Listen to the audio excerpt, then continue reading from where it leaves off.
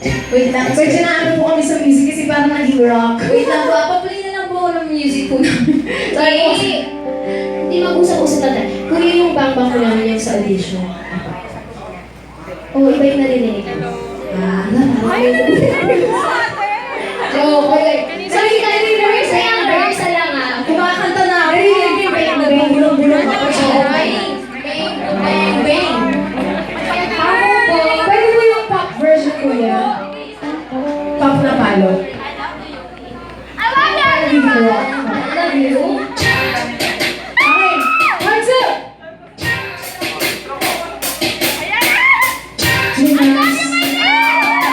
Okay, wait! Let me hear you scream!